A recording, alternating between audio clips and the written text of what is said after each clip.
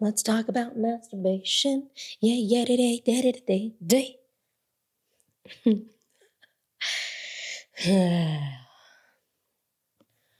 Solo sex, autoeroticism, onanism, self-pleasure, right? These are all terms for what most of the population refers to as masturbation, which is what this episode is about because it is May. And I think that it is so cute that us humans have dedicated an entire month to masturbation, along with today being National Masturbation Day. So, yay! But outside of that, this topic is also a conversation that has long been an interesting one and a sore spot for a lot of individuals and couples and families. And I think it's because it comes with a lot of nuance and stigmas around it. And there's a lot of belief systems and consequences that people perceive. And my perspective and experience as a professional in this space and personally in this space, I believe that masturbation is a beneficial blueprint for deeper understanding of our own eroticism individually and a really beautifully expansive and connective space for couples eroticism. I also can recognize that I might be someone who has a sort of predisposition to curiosity around solo sex because I've known my erotic nature since I was very young. I was masturbating very early in life. I knew that certain areas of my body felt pleasurable. Even if I didn't have the language for it yet, even if I didn't really understand, I still let myself in secret or in private explore my body and what felt good. And I remember one time being caught by my mom dry humping my teddy bear, just naked. And I was so embarrassed. And I jumped off so quick and I pretended that I was asleep and I was like actually snoring, right? And it's so funny, right? Looking back on it, because clearly I'd been caught. Clearly she saw me. I saw her see me. And it was just this whole thing. And even then, right? Even knowing my pleasure at that age, I was still harboring a sort of negative self-judgment around my pleasure, right? Or at the very least, this idea that, oh, that's bad, or I shouldn't be doing this, or I have to hide this. And I think that's still the story for so many people, even now, which is wild to me, but understandable. And I think a side note to this really quickly. Did you know that there have been observations of babies in utero where they are actually witnessed touching themselves and their genitals, exploring their genitals? And these doctors are calling it gratification behavior. And it's wild, right? Like there's not a ton of research being done on it, right? It's not like we're shilling out money to try to figure out if babies are masturbating in utero. But I think it's really funny that we are recognizing that there is this sense of touch and bodily sensation and even in utero. And I think I bring that up because I want to normalize and humanize this very natural type of exploration, and that we as humans have sexualized these things in a different way, and it may be a more detrimental way. And I think a lot of people have viewed masturbation as this harmful thing, right? Even the definition of masturbation is at one point self-abuse or something, which is kind of funny because the clitoris's primary function is pleasure. Like we used to believe that there was only 8,000 nerve endings, and we realized that that was a study done on female cows. But now that we've actually done a study on female women, we now know that the clitoris actually has between like 9,800 and like 11,100 nerve endings or something like that, all for the function of pleasure. And even let's bring in the male anatomy, right? Yes, their glands does serve other primary functions, but because we know that we all have the same equipment, just kind of put together a little differently, we also know that the glands of the penis is also for pleasure. So anyways, I bring all that up just to say it's normal, it's natural. But let's fast forward, okay? I'm a sex educator, I'm a couples coach, and I get to spend my days talking to people about sex, talking to people about pleasure and their love lives, right? And how they can connect to themselves and to each other, and how they can create these really delicious turned on lives. And I love that. And with it being Masturbation May, it felt like the perfect time to touch on this specific topic and what it looks like inside of relationships. And my hope is that by normalizing this topic, specifically of conversation, and sharing very real facts and some experiential beliefs, it's going to encourage all of us to remain curious, because curiosity is so important, and come to a place, hopefully, of competence and confidence around what I like to call one of the blueprints for relational connection, both solo and partnered. Now, I'll start with some of the most common based fear questions that come up around masturbation. And they are these. Is it okay and even allowed? Does it mean I'm not enough for my partner? Is it wrong to think about other things or other people when I masturbate? Is there a rule for what healthy masturbation looks like? And is it bad if I can only climax, get off, ejaculate when I masturbate? So we need to recognize that many of us have grown up with the conditioning that anything sexual should be done in private, right? When we're old enough, with someone we love or who loves us, or with a spouse. And then we add in the messaging that, hey, porn is bad, right? Sex outside of marriage is sinful, therefore bad, right? It's not appropriate to touch yourself. And these kinds of conversations are not acceptable. Again, bad. And we already know that there's a lack of comprehensive sexual education. So it makes sense why people feel like it is not an okay thing to do. But as an advocate for sex education, which absolutely includes the conversation around pleasure, I love this topic of conversation. And we're going to dive into that. So first, for anybody who relates to those questions I mentioned above, you're not alone. So many people ask them. I've been asked them more times than I can count. I've asked myself them, every single one of them at some point in my life, some more than others, and others more than I'd like to admit. And another thing that I often actually hear is, especially in coupledom, is why masturbate when they can get it from me? And I think this kind of says that masturbation is a backup plan or it's a replacement. And it's really not. It's a blueprint. And I want to be really clear, right? The permission slip to make yourself feel good, the permission slip for self-pleasure is yours to write. It's no one else's, right? It's not mine. It's not society's. It's not your parents or your families or your friends, and it's not even your partner's. It's truly a gift that you get to give to yourself. Full stop. And so, in the spirit of gifting ourselves with pleasure, here is why masturbation is actually an incredible offering for you, right? And if you're partnered, for your partner or anybody that you choose to be sexually intimate with. Okay, so these are my top 10 practical benefits that you can experience alongside of pleasure, along with pleasure, maybe that's a better thing to say. And the first one is it reduces stress and anxiety.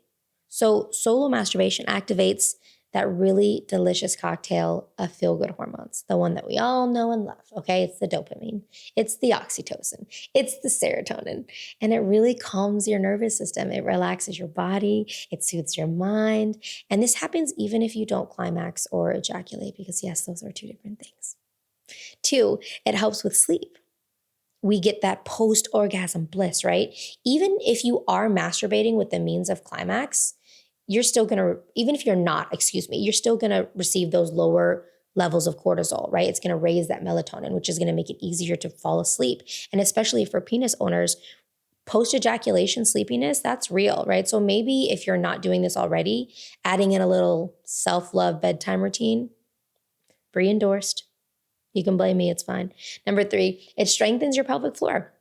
And this is for both vulva and penis owners, okay? Masturbation and orgasm, yes, it engages the pelvic floor, right? It leads to stronger orgasms. It leads to better control, better blood flow, more sensation over time. And it can even help with erectile function and reduce incontinence, which so many people end up dealing with, right? This is an every space body thing, okay? Everybody. 4, it supports heart and prostate health. Yay! So regular ejaculation has been linked to lower risks of prostate cancer. Love this for you penis owners, okay? Especially if you are bringing yourself to climax on a regular basis, 15 times a month. That's half a month. That's doable, right? And as for your heart health, sexual arousal gets your blood pumping, which literally is your cardiovascular health. Okay. Did y'all see that little clip of Henry Cavill talking to, I forgot who it was, and he was just like, what do you do for cardio? And he just like looks at the audience. Exactly. 5, it helps with cramps and tension. So for vulva owners, masturbation and orgasm can ease menstrual cramps because it triggers your uterine contractions and it releases endorphins. And as somebody who was recently on her period, I concur. Okay. For penis owners, it can help relieve pelvic tension and reduce discomfort in the scrotum. For anybody who doesn't believe in blue balls, There you go. Number 6, it boosts immunity. Yes. Masturbation increases white blood cell production and supports immune function across the board, okay? And because orgasm, we know, hits you with that cocktail, it reduces stress. And because stress is one of the biggest suppressors of the immune system, we're talking sexy and healthy. We love it. 7, it builds body confidence and awareness. So self-touch actually helps you learn what feels good, right? Where your edges are, how you like to be touched and treated. And it's especially powerful for anybody, and this is very common, who actually deals with performance anxiety. Because solo sessions, they help you slow down. They allow you the space to do that, to tune in, to get really, really present. And we already know that presence inside of our eroticism, solo or partnered, it just makes everything so much more delicious. We love somebody who's present. 8, it improves sexual function and stamina. So penis owners can use masturbation to actually build ejaculatory control and reduce performance anxiety and pressure. And vulva owners, we experience improved lubrication, arousal, and easier orgasms, because once we know our body, it's easier for ourselves to get into it. So bottom line, the more you practice, the more confident you are, and the more versed in the landscape of your pleasure. 9, it boosts mental clarity. Okay, solo play is not just fun, it's not just sexy, it's also smart, because masturbation actually sharpens our focus, emotional regulation, decision making, right? That's why it's called post-nut clarity. Scientifically backed, baby. Okay? And 10, it supports emotional healing and autonomy. Oh, I love this. It's so juicy. Masturbation is a tool for self-soothing, for reconnecting, and for rewriting your relationship to your body, which so many of us are in desire of doing. And for anyone who's been taught to disconnect from our emotional intimacy, our self-pleasure, right? Masturbation is a great way to build that muscle of intention and presence. Let me say this too, okay? Masturbation doesn't have to just be this solo thing. Have you ever heard of mutual masturbation? Mutual, that's a thing. And it's super sexy. And it's also a really healthy option for shared pleasure. And I think that when it comes to sex, especially in partnership, we often think that it has to be this like physically expressed thing, right? The touching, the penetration, right? So many people still believe that like sex equals penetration. I know. And it has to be all these things to be gratifying. But actually, mutual masturbation, I believe that this form of partnered sex is deeply intimate and so satisfying without having to touch each other at all. And I get it. I really do get it. For a lot of people, the thought of pleasuring yourself in front of your partner, okay, yes, that it probably feels intimidating, but it can also be incredibly erotic and incredibly healing, because 1, it builds intimacy without the pressure. And we love that. Pressure and intimacy, no, right? Watching your partner touch themselves and being watched, okay? This creates a really powerful sense of vulnerability and erotic trust. And sex is so good when you trust. It's really raw. It's really real. It's deeply connective, right? Without the expectation that can come oftentimes, I think, with penetrative sex, again, that performance mindset, right? I think it gives you this opportunity to really learn what turns each other on. Mutual masturbation is a live action user manual, right? You get to see exactly how they like to be touched. You literally watch them, right? What makes them squirm? What makes them moan? What makes them get off, right? That kind of visual information that can be both really stimulating and really educational. It's like pure gold for future playtime. It opens up communication, because mutual masturbation is often less scripted than other forms of sex, right? Mutual touch, it encourages moans and whispers and instructions, and it becomes this sort of language of connection and curiosity, and it creates a really beautiful erotic environment for being specific with your instruction and incorporating power play, right? The lead and follow, the command and listen, right? It's so hot. It's like, yes, talk me through it. All the way through it. And piggybacking off of this, it's super erotic and it's so empowering.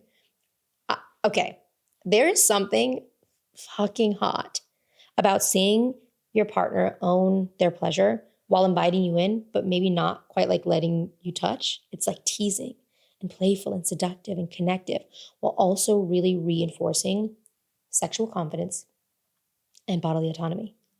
And I also think it's perfect for low energy or even no penetration days, right? Like maybe you're just really tired. You've had a long day, a lot of things going on, mental loads, all the things. Or maybe you're on your period, right? And your body's sensitive, or you're just not really feeling like doing, the whole shebang the most, okay? Mutual masturbation, it's a really optimal way to stay sexually connected without overextending yourself in any of these ways. And I think that we can forget that pleasure can be just really cozy and playful and turned on without it having to be this whole thing or show, right? And I think sometimes we miss the nuanced part of intimacy when we're busy just fucking each other into oblivion. So so for anybody wanting to embrace maybe more solo play, a new kind of partner play, masturbation, it's your collaborator. It's your teacher. It's your cheerleader. It is not your competition. It does not have to be detrimental. It is okay. It is allowed because your pleasure is yours. Your pleasure is your adventure, right? And who better to know your body and your desires and your turn-ons or your turn-offs than you? Masturbation it's not taking anything away from your partner or your relationship, right? It's giving something to yourself. It's offering and inviting yourself into different and deeper pleasure. And if you're wondering if it's wrong to fantasize about something or maybe someone other than your partner, look, I'm not the moral police. Okay, that's between you and your relationship. And that also fosters communication, which is fantastic. But here's my take. Fantasy and imagination are very healthy parts of sexual function. 90% of women need mental sexual framing to engage in their desire. And our minds are our largest erogenous zones, okay? So if you need a little extra stimulation to get your body online, right? What's the harm in that? Fantasy is a window into our desire and an invitation to bring more connection into your partner play, if you so choose to.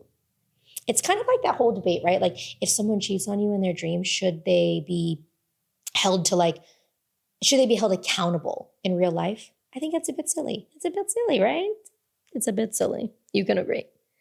And of course, healthy masturbation, like anything else, that has its limits. Of course, you can ruin a good thing if you abuse it. Anybody can do that. So just check in with yourself, right? Here's some questions for you. Is it keeping you from connecting to yourself, to your partner in ways that are healthy? Is it causing physical harm? Is it getting in the way of your day-to-day, right? Can you function? Use your discernment. But I will just remind you that associating bad with sexual expression is a really slippery slope. Okay, get more curious about your pleasure. Ask yourself, what is it about self-touch that brings you to orgasm or ejaculation, right? Can you incorporate that into partnered sex? How can you incorporate more mutual masturbation? And also just remember that like your pleasure has memory. When something feels good and you bring yourself there to that point over and over again, you're creating these neural pathways, right? Your pleasure's it's like, hey, I see you and I'm seeking the path of least resistance, like so many of us do. So how can maybe I mix it up? How can I invite something new, a new experience, right? And maybe even bring your partner along for that ride. So if you couldn't tell already, I'm a big fan of masturbation, okay? I endorse it. I support it. I'm an advocate for it for this month and this day. And some of my personal philosophies when it comes to masturbation are really simple, right? The best lovers, they know how to make themselves come first. Pleasure is your power, and masturbation is your private practice of becoming and owning who you are, right? Coming into deeper union. And when in doubt, rub one out. And if you do need a bit of encouragement, I'll be the one to say, go ahead and touch yourself. Do it every day, because Bree said, okay? But in all seriousness, if you are desiring someone to guide you into pleasure in a way that feels right for you, where you get to be the permission slip and you get to design what sex is for you and your partnership, and you get to build the capacity to have these conversations, right? About what turns you on. I'm your girl. Let's work together. Let's play. Let's explore. Let's learn. I'm so happy you're here. Thank you for sharing this time with me. And go masturbate and stay sexy. And I will talk to you soon.